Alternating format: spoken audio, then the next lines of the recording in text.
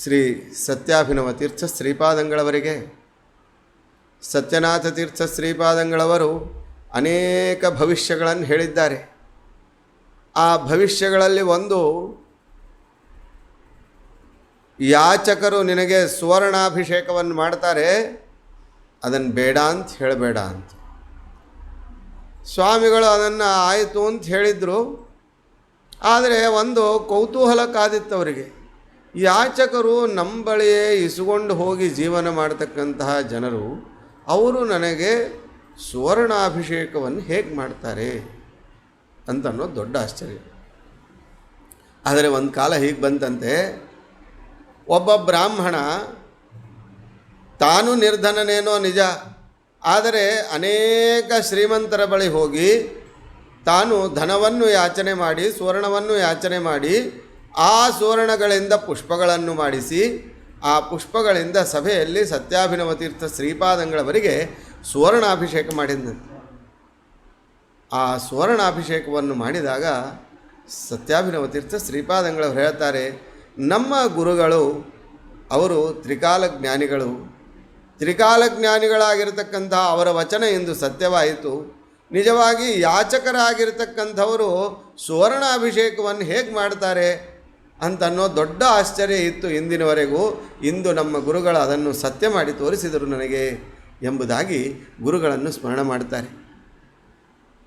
ಈ ರೀತಿಯಾಗಿ ಸತ್ಯಾಭಿನವ ತೀರ್ಥ ಶ್ರೀಪಾದಂಗಳವರಿಗೆ ಅವರ ಗುರುಗಳು ಏನೇನು ನುಡಿದರೋ ಅದೆಲ್ಲ ಕೂಡ ಸತ್ಯವಾಗಿದೆ.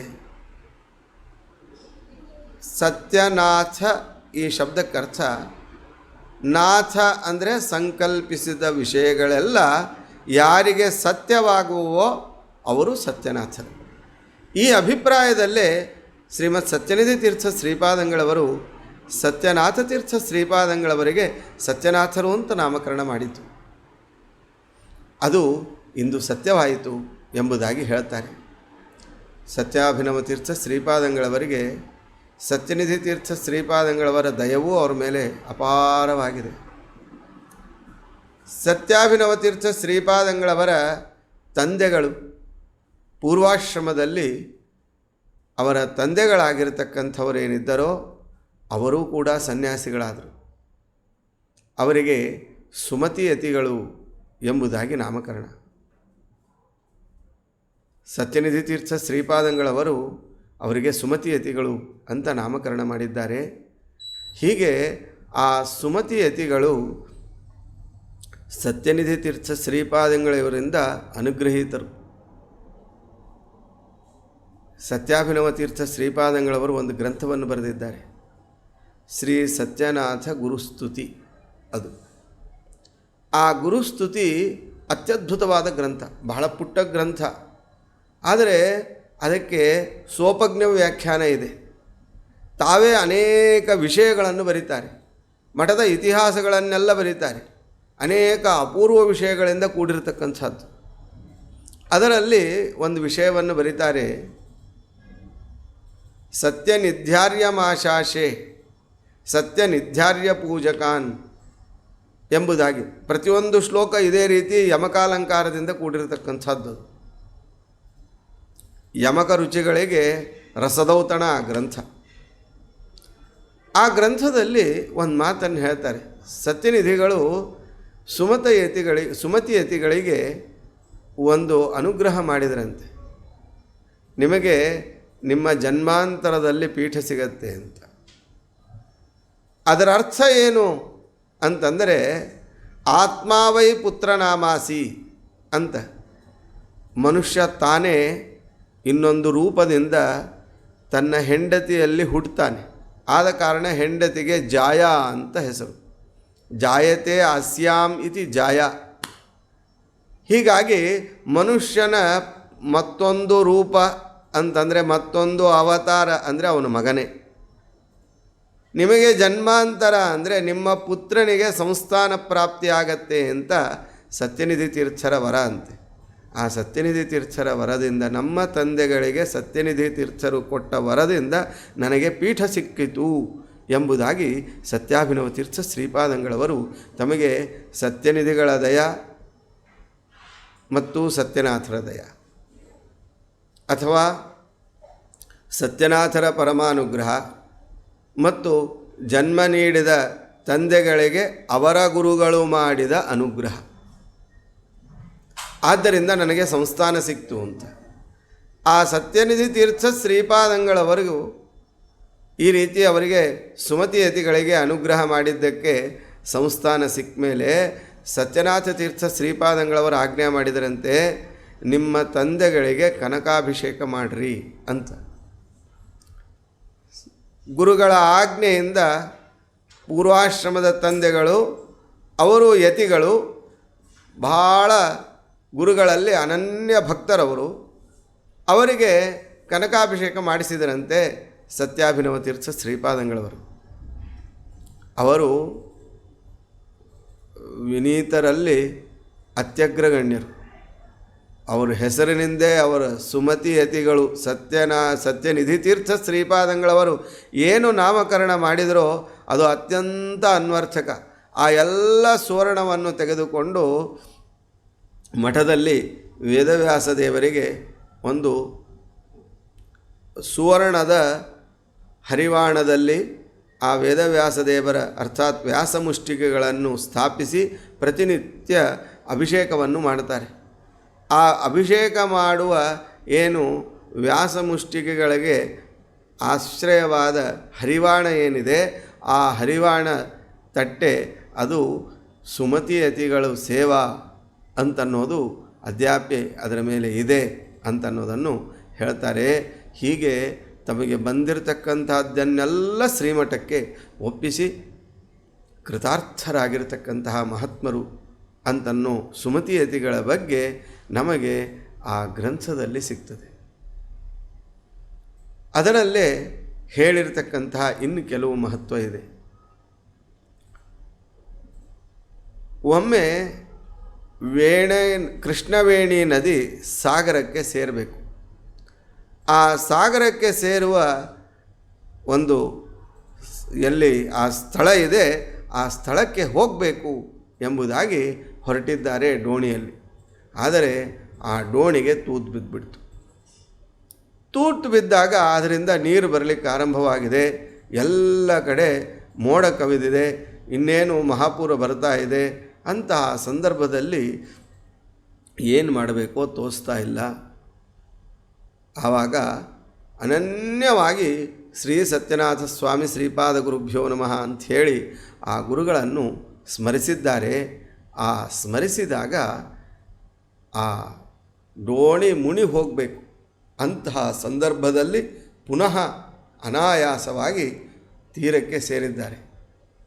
ನಂತರ ಆ ವೇಣೀಸಾಗರ ಸಂಗಮ ಎಲ್ಲಿ ಆಗತ್ತೆ ಅಂತ ಕಂಡು ಹಿಡಿಯೋದು ಬಹಳ ಕಷ್ಟ ಆಯಿತು.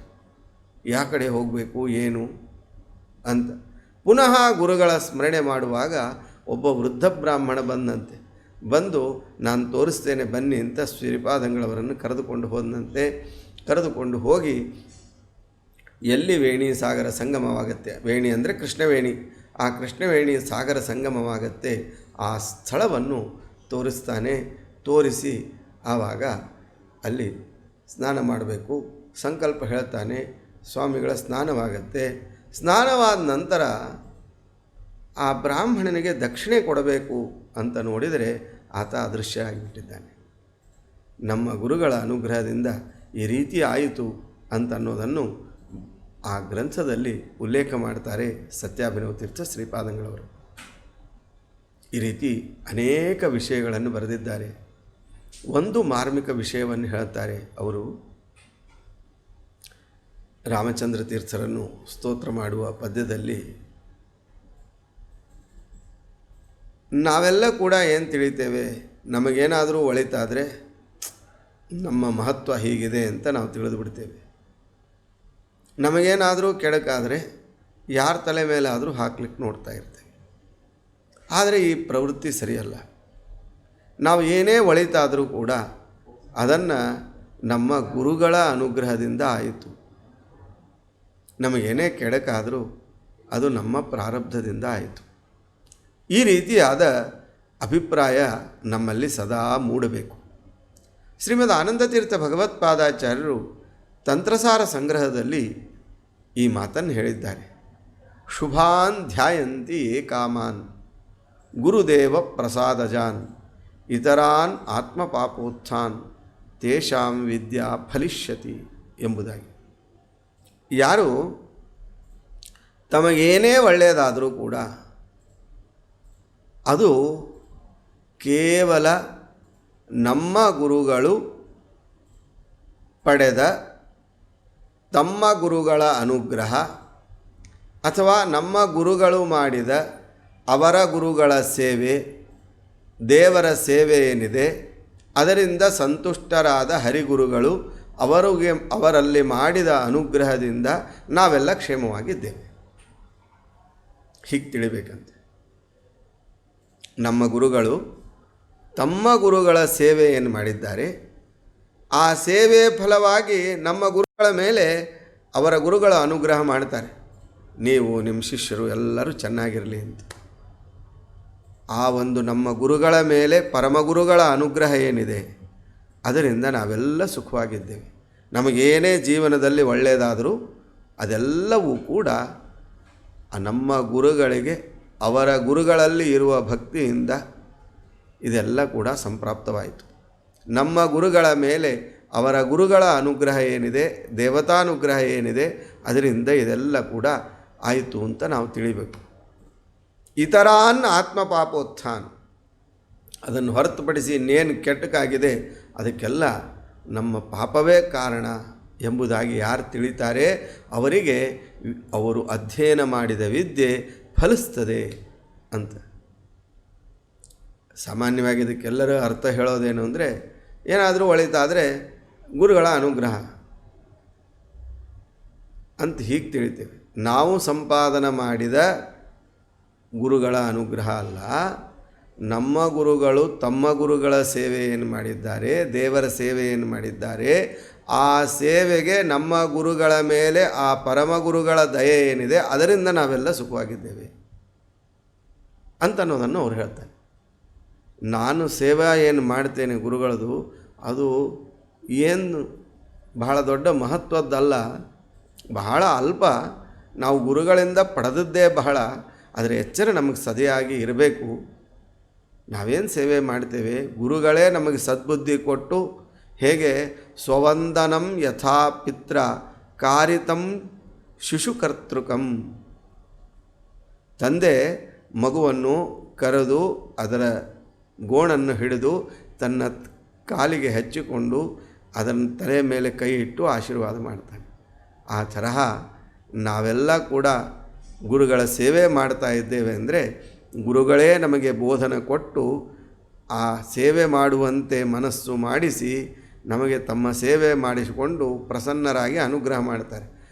ಇಷ್ಟೆಲ್ಲ ಗುರುಗಳ ಮಾತು ಕೇಳಬೇಕು ಅನ್ನೋ ಬುದ್ಧಿ ಬಂದದ್ದು ನಮ್ಮ ಗುರುಗಳ ಮೇಲೆ ಅವರ ಗುರುಗಳ ಅನುಗ್ರಹದಿಂದ ಅದೆಲ್ಲ ಸಂಪ್ರಾಪ್ತವಾಯಿತು.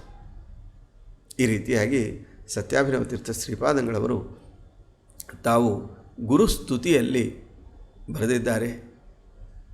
ಇನ್ನೂ ಅನೇಕ ವಿಷಯ ಅವರ ಬಗ್ಗೆ ಗುರುವಂಶ ಕಥಾಕಲ್ಪತರು ಮುಂತಾದ ಗ್ರಂಥದಲ್ಲಿ ಇದೆ.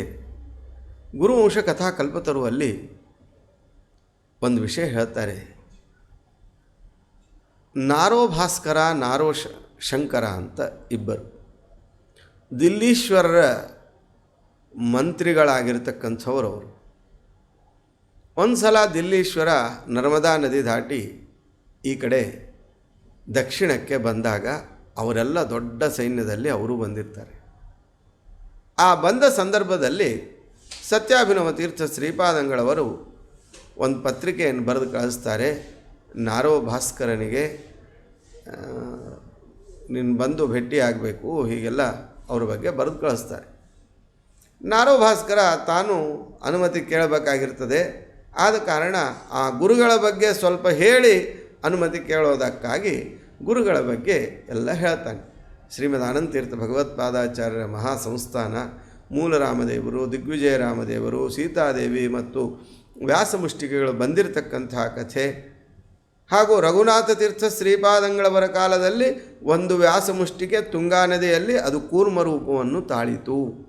ಆ ಕೂರ್ಮ ರೂಪನಾಗಿರ್ತಕ್ಕಂತಹ ಭಗವಂತ ಅದ್ಯಾಪಿ ಕ್ಷೀರಾಭಿಷೇಕ ಮಾಡಿದಾಗ ತಾನು ತಿರುಗುತ್ತಾನೆ ಅಂತ ಹೇಳಿದಾಗ ಅದೇ ಸಭೆಯಲ್ಲಿ ಇರತಕ್ಕಂತಹ ನಾರೋಶಂಕರ ಎನ್ನುವ ಅಪಹಾಸ ಮಾಡ್ತಾನೆ. ಇಷ್ಟೊತ್ತವರೆಗೂ ಹೇಳಿದ್ದು ಇರಬಹುದು, ಈಗ ಹೇಳುತ್ತಿದ್ದು ಮಾತ್ರ ಸರಿಯಲ್ಲ, ಈಗ ಹೇಗೆ ತಿರುಗಲಿಕ್ಕೆ ಸಾಧ್ಯ ಇದೆ ಅದು ಹಾಲು ಹಾಕಿದರೆ ಎಂಬುದಾಗಿ ಅಪಹಾಸ ಮಾಡ್ತಾನೆ. ನಾರೋಭಾಸ್ಕರನಿಗೆ ಬಹಳ ಮನಸ್ಸಿಗೆ ಅದು ನೋವಾಗುತ್ತೆ. ಮನೆಗೆ ಬರ್ತಾನೆ, ಹೆಂಡತಿಯ ಮುಂದೆ ಹೇಳ್ತಾನೆ, ಹೀಗಾಯಿತು ಸಭೆಯಲ್ಲಿ, ನನಗೆ ಬಹಳ ದುಃಖ ಆಯಿತು ಅಂಥೇಳಿ ಹೇಳ್ಕೊಳ್ತಾನೆ. ಹೇಳ್ಕೊಂಡಾಗ ಆ ಹೆಂಡತಿ ತುಂಬ ಬುದ್ಧಿವಂತೆ, ಅವಳು ಹೇಳ್ತಾಳೆ, ಒಮ್ಮೆ ಯಾಕೆ ಸತ್ಯಾಭಿನವ ತೀರ್ಥ ಶ್ರೀಪಾದಂಗಳವರನ್ನು ಕರೆಯಿಸಿ ನಾವು ಅವರು ಪೂಜೆ ಮಾಡುವಾಗ ಈತನನ್ನು ಕರೆಸಿಬಿಟ್ರೆ ಅವನಿಗೆ ಇದು ಸಂದೇಹ ತೀರುತ್ತೆ, ನಿಮ್ಮ ಮಾತಿನ ಸತ್ಯತ್ವ ಅವನಿಗೆ ಗೊತ್ತಾಗತ್ತೆ, ಪಶ್ಚಾತ್ತಾಪ ಆಗತ್ತೆ, ಸರಿ ಹೋಗುತ್ತೆ ಅಂತ.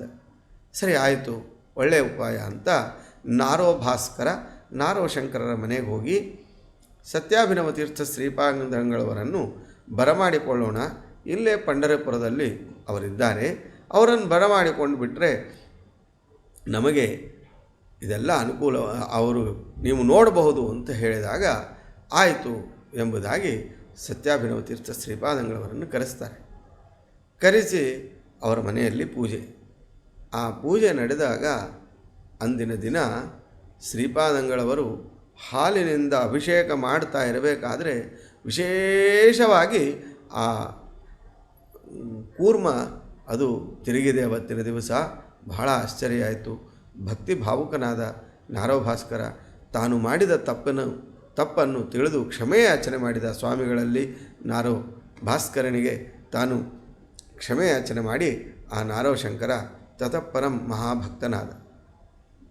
ಇಷ್ಟೆಲ್ಲ ಆಯಿತು. ಈ ಸ್ವಾಮಿಗಳ ಬಗ್ಗೆ ಒಬ್ಬರು ಮಠದ ಚೌಕಿಯಲ್ಲಿ ಕೂಡಲಿಕ್ಕೆ ಅನರ್ಹರು.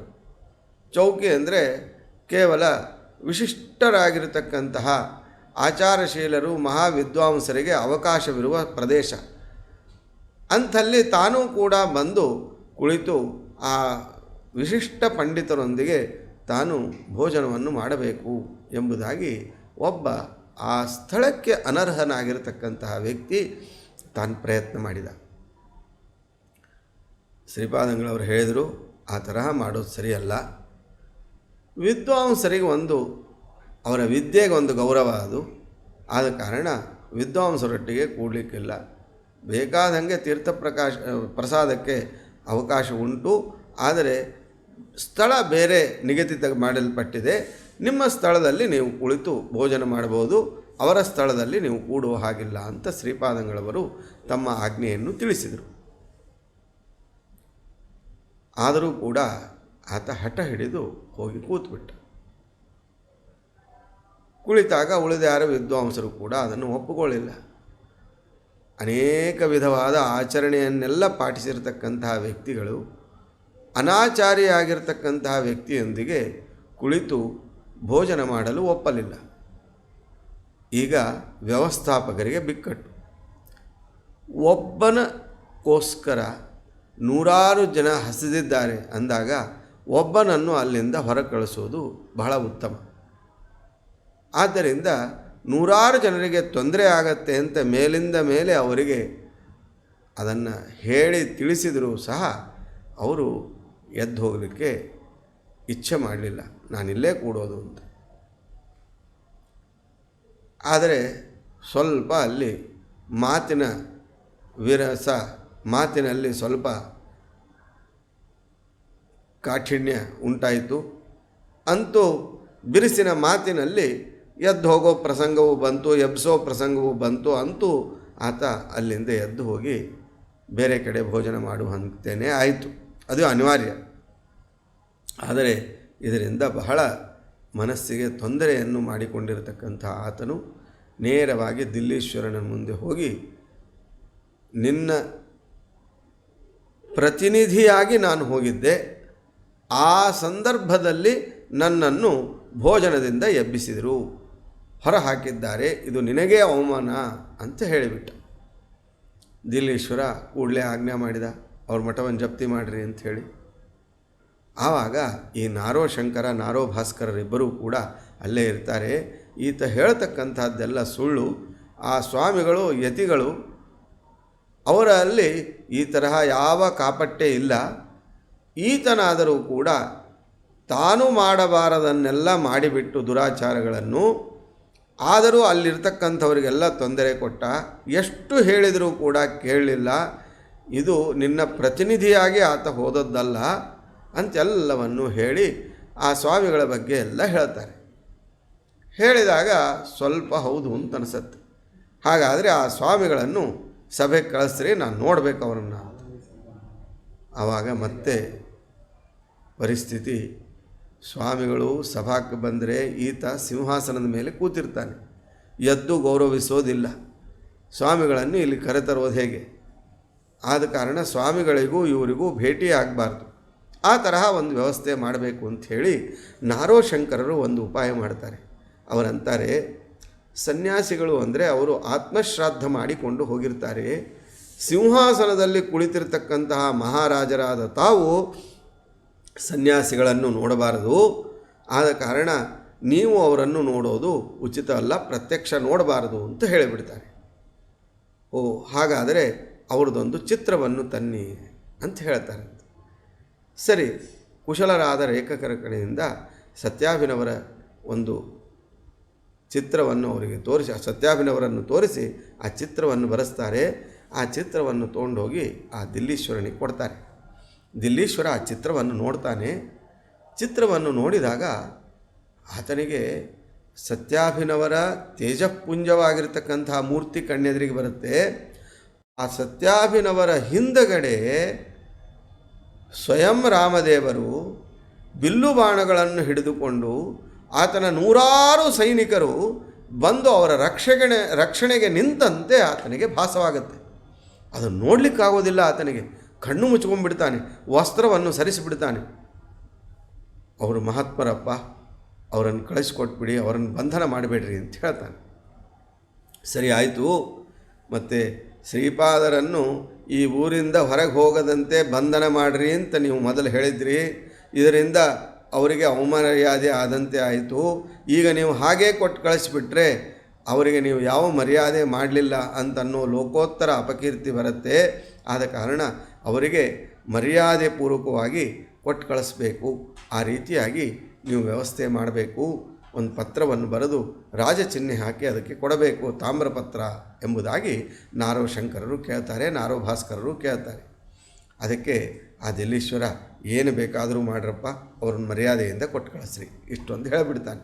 ಸರಿ ಆಯಿತು ಅಂಥೇಳಿ ತಾಮ್ರಪತ್ರವನ್ನು ಬರೆಸಿ ಅದರ ಮೇಲೆ ಅಂಕನವನ್ನು, ರಾಜಮುದ್ರೆಯನ್ನು ಹಾಕಿಸಿ ಅದನ್ನು ಸತ್ಯಾಭಿನವ ತೀರ್ಥ ಶ್ರೀಪಾದಂಗಳವರನ್ನು ಆನೆಯ ಮೇಲೆ ಕೊಟ್ಟು ಕಳಿಸ್ತಾರೆ. ಈ ರೀತಿ ಆನೆಯ ಮೇಲೆ ಸತ್ಯಾಭಿನವ ತೀರ್ಥ ಶ್ರೀಪಾದಂಗಳವರನ್ನು ಕೊಟ್ಟು ಕಳಿಸ್ತಾರೆ. ಯಾವ ಊರಿನಲ್ಲಿ ಸತ್ಯಾಭಿನವ ತೀರ್ಥ ಶ್ರೀಪಾದಂಗಳವರನ್ನು ಬಂಧಿಸ್ರಿ, ಅವರನ್ನು ಈ ಊರಿನಿಂದ ಹೋಗ್ಲಿಕ್ಕೆ ಬಿಡಬೇಡ್ರಿ, ಅವರನ್ನು ಕರೆದುಕೊಂಡು ಬನ್ನಿ ಅಂತಿಷ್ಟೆಲ್ಲ ರಾಜ ಆಜ್ಞೆ ನೀಡಿರ್ತಾನೆ.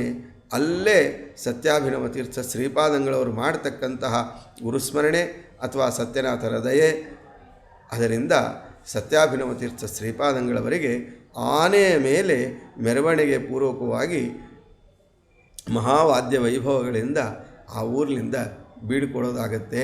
ಈ ರೀತಿ ಸತ್ಯಾಭಿನವ ತೀರ್ಥ ಶ್ರೀಪಾದಂಗಳವರು ಎಲ್ಲೆಲ್ಲಿ ಆಪತ್ತು ಬರಬೇಕೋ ಅಲ್ಲೆಲ್ಲ ಗುರುಸ್ಮರಣೆ, ಆ ಎಲ್ಲ ಆಪತ್ತುಗಳನ್ನು ಗುರುಸ್ಮರಣೆಯಿಂದ ತಾವು ಪರಿಹಾರ ಮಾಡಿಕೊಂಡಿದ್ದಾರೆ.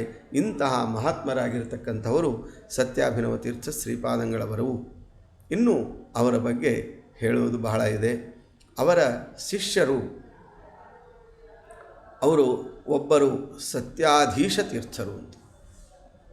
ಯಾವ ಸತ್ಯಾಧೀಶ ತೀರ್ಥರಿಗೆ ಇವರು ಆಶ್ರಮವನ್ನು ನೀಡಿ ಸುಮಾರು 1 ವರ್ಷಗಳ ಕಾಲ ಕಾರ್ತೀಕ ಮಾಸದಿಂದ ಹಿಡಿದು ವಿಜಯದಶಮಿ ಅವರು ಯಾತ್ರಾಕ್ಕೆ ಹೊರಡ್ತಾರೆ. ವಿಜಯದಶಮಿಯಿಂದ ಹಿಡಿದು ಪುನಃ ಭಾದ್ರಪದ ಮಾಸದವರೆಗೂ, ಅರ್ಥಾತ್ 11 ತಿಂಗಳವರೆಗೂ ಕೂಡ ಮೂಲರಾಮದೇವರ ಪೂಜೆ ಮಾಡುವ ಸೌಭಾಗ್ಯ ಗುರುಗಳಿದ್ದಾಗೆ ಸಿಗುತ್ತೆ ಅವರು. ಆ ಸತ್ಯಾಧೀಶ ತೀರ್ಥ ಶ್ರೀಪಾದಂಗಳವರು ಮಹಾತಪಸ್ವಿಗಳು. ಎಲ್ಲ ಕಡೆ ಸಂಚಾರ ಮಾಡಿ ಆಗಿನ ಕಾಲಕ್ಕೆ 24,000 ಬಂಗಾರದ ವರಾಹಗಳನ್ನೆಲ್ಲ ತಂದು ಗುರುಗಳ ಪಾದದಲ್ಲಿ ಹಾಕ್ತಾರಂತೆ. ಸತ್ಯಾಭಿನವ ತೀರ್ಥ ಶ್ರೀಪಾದಂಗಳವರು ಅದನ್ನೆಲ್ಲ ದಾನ ಮಾಡ್ತಾರೆ. ಇಂತಹ ಮಹಾಗುರುಗಳಿಗೆ ಪ್ರೀತಿಪಾತ್ರರಾದ ಶಿಷ್ಯರು ಸತ್ಯಾಧೀಶ ತೀರ್ಥ ಶ್ರೀಪಾದಂಗಳವರು. ಅವರ ವೃಂದಾವನ ರಾಜಮಹೇಂದ್ರವರಂ ಅಲ್ಲಿದೆ. ಭಕ್ತರನ್ನೆಲ್ಲ ಉದ್ಧಾರ ಮಾಡಿರ್ತಕ್ಕಂಥವ್ರು ಅವರು. ಅದ್ಯಾಪಿ ಅವರಲ್ಲಿ ನೆಲೆ ನಿಂತಿದ್ದಾರೆ. ಸತ್ಯಾಧೀಶರ ವೃಂದಾವನ ಆದ ನಂತರದಲ್ಲಿ ಮತ್ತೆ ಪುನಃ ಇನ್ನೊಬ್ಬರಿಗೆ ಆಶ್ರಮ ಕೊಡ್ತಾರೆ. ಅವರು ಸತ್ಯಾಧಿರಾಜ ತೀರ್ಥ ಶ್ರೀಪಾದಂಗಳು. ಆ ಸತ್ಯಾಧಿರಾಜ ತೀರ್ಥ ಶ್ರೀಪಾದಂಗಳವರ ಮಹತ್ವವು ಅತ್ಯಂತ ಅದ್ಭುತ. ಅವರು ಸತ್ಯಾಧೀಶ ತೀರ್ಥ ಶ್ರೀಪಾದಂಗಳವರು ಇರತಕ್ಕಂತಹದ್ದು ರಾಯವೇಲೂರಿನಲ್ಲಿ ಅವರ ವೃಂದಾವನ ಇದೆ. ಅವರು ಆಶ್ರಮ ಸ್ವೀಕಾರ ಮಾಡಿ ಗುರುಗಳ ಆಜ್ಞೆಯಂತೆ ಸಂಚಾರ ಮಾಡ್ತಾ ರಾಜಮಹೇಂದ್ರಿಗೆ ಹೋದಾಗ ಸತ್ಯಾಧೀಶ ತೀರ್ಥ ಶ್ರೀಪಾದಂಗಳವರ ವೃಂದಾವನಕ್ಕೆ ನಮಸ್ಕಾರ ಮಾಡಿದಾಗ ವೃಂದಾವನದಿಂದ ಅವರಿಗೊಂದು ಸೂಚನೆ ಬಂತಂತೆ, ಬಂಗಾರದ ಕಣ್ಣನ್ನು ವೃಂದಾವನಕ್ಕೆ ಮಾಡಿಸಿರಿ ಅಂತ. ಆ ರೀತಿ ಸತ್ಯಾಧೀಶ ತೀರ್ಥ ಶ್ರೀಪಾದಂಗಳವರ ವೃಂದಾವನಕ್ಕೆ ಸತ್ಯಾಧಿರಾಜ ತೀರ್ಥ ಶ್ರೀಪಾದಂಗಳವರು ಸ್ವರ್ಣ ಕಣ್ಣುಗಳನ್ನು ಮಾಡಿಸಿದ್ದಾರೆ, ನೇತ್ರಗಳನ್ನು ಮಾಡಿಸಿ ಅದನ್ನು ಪೂಜೆ ಮಾಡಿದ್ದಾರೆ. ಸತ್ಯಾಧಿರಾಜ ತೀರ್ಥ ಶ್ರೀಪಾದಂಗಳವರ ಮಹಿಮೆ ಅವರ ಸ್ತೋತ್ರದಲ್ಲಿ ಅತ್ಯದ್ಭುತವಾಗಿ ವರ್ಣಿತವಾಗಿದೆ. ರಾಘವೇಂದ್ರ ತೀರ್ಥ ಶ್ರೀಪಾದಂಗಳವರ ಕಥೆಯಲ್ಲಿ ಯಾವ ರೀತಿಯಾಗಿ ಮಾವಿನ ಹಣ್ಣಿನ ಶ್ರೀಕರಣಿಯಲ್ಲಿ ಮುಳುಗಿರತಕ್ಕಂತಹ ಮಗುವನ್ನು ಪುನಃ ಬದುಕಿಸಿದರು ಅಂತ ಕೇಳ್ತೇವಲ್ಲ, ಅದೇ ತರಹ ಸತ್ಯಾಧಿರಾಜ ತೀರ್ಥ ಶ್ರೀಪಾದಂಗಳವರು ಚೂತರಸದಲ್ಲಿ ಮುಳುಗಿ ಪ್ರಾಣವನ್ನು ತೆತ್ತ ಮಗುವನ್ನು ಪುನಃ ಬದುಕಿಸಿದ್ದಾರೆ. ಮ್ಲೇಚ್ಛರಾಜನ ಒಂದು ಪರೀಕ್ಷೆ, ಮಾಂಸಗಳನ್ನು ತಂದು ಇವರು ಮುಂದೆ ಇಟ್ಟಾಗ ಶಂಕೋದಕ ಪ್ರೋಕ್ಷಣ ಮಾಡಿ ಪುನಃ ಅದನ್ನು ಹಣ್ಣುಗಳನ್ನು ಮಾಡಿದ್ದಾರೆ ಅನ್ನೋದು ಅವರ ಚರಿತ್ರೆಯಲ್ಲಿ ಕೇಳ್ತೇವೆ.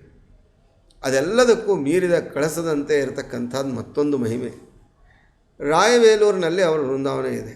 ಅವರು ಜೀವಂತವಾಗಿರುವಾಗ ಆ ವೇಲೂರಿನ ಕೋಟೆ ಇವತ್ತಿಗೂ ಭದ್ರಕೋಟೆ ಅದು. ಆ ಕೋಟೆ ಗೋಡೆ ಎಷ್ಟು ಸಲ ಕಟ್ಟಬೇಕು, ರಾತ್ರಿವರೆಗೂ ಕಟ್ಟಿದ್ದು ಬೆಳಗ್ಗೆ ಎದ್ದು ನೋಡೋದರಲ್ಲಿ ಪೂರ್ಣ ಕುಸಿದು ಬೀಳಬೇಕು. ಇದು ಬಹಳ ಚಿಂತೆಗೀಡಾದಂತೆ ರಾಜ ಏನು ಮಾಡಬೇಕು. ಸತ್ಯಾಧಿರಾಜ ತೀರ್ಥ ಶ್ರೀಪಾದಂಗಳವರು ಹೇಳಿದರಂತೆ, ಆವಾಗಿನ್ನೂ ಗುರುಗಳೂ ಇದ್ದಾರೆ, ಸತ್ಯಾಭಿನವರೂ ಇದ್ದಾರೆ. ನಮ್ಮ ಪರಮ ಗುರುಗಳು ಸತ್ಯನಾಥ ತೀರ್ಥ ಶ್ರೀಪಾದಂಗಳವರು ಅವರನ್ನು ನೆನೆಸಿ ಒಂದು ಮಾತನ್ನು ಹೇಳಿದರಂತೆ, ನೀವು ಕೋಟೆ ಗೋಡೆ ಮೇಲೆ ವೃಂದಾವನಗಳ ಆಕಾರದಲ್ಲಿ ಕಟ್ಟ್ರಿ, ಆ ವೃಂದಾವನದ ಆಕಾರದಲ್ಲಿ ಕೋಟೆ ಗೋಡೆಯ ಮೇಲೆ ವೃಂದಾವನಗಳನ್ನಿಟ್ಟರೆ ಕೋಟೆ ಎಷ್ಟು ದಿವಸ ಆದರೂ ಮುರಿದು ಬೀಳೋದಿಲ್ಲ ಅಂತ. ಅದ್ಯಾಪಿ ನೀವು ರಾಯವೇಲೂರಿಗೆ ಹೋಗಿ ನೋಡಿದರೆ, ವೇಲೂರಿಗೆ ಹೋದರೆ ವೇಲೂರು ಕೋಟೆ ಪ್ರಸಿದ್ಧಿ, ಅದರ ಮೇಲೆ ವೃಂದಾವನಗಳು ಒಂದಲ್ಲ ಸಾವಿರಾರು, ಒಂದು 4 ಹೆಜ್ಜೆಗೆ ಒಂದೊಂದು ವೃಂದಾವನ. ಯಾಕೆ ಅದು ಇದೆ ಅಂತಂದರೆ ಆ ವೃಂದಾವನ ಮೇಲೆ ಇರಿಸಿದ್ದರಿಂದ ಈ ರೀತಿಯಾಗಿ ಆ ಕೋಟೆ ನಿಂತಿದೆ. ಹೇಳ್ತಾರಲ್ಲ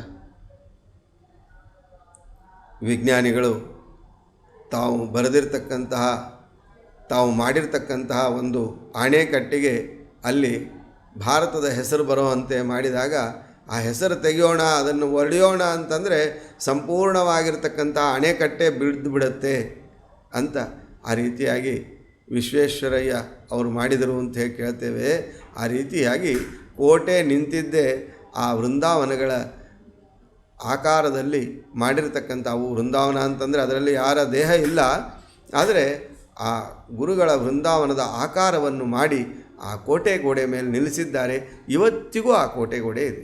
ಹೀಗೆ ಸತ್ಯಾಧಿರಾಜತೀರ್ಥ ಶ್ರೀಪಾದಂಗಳವರು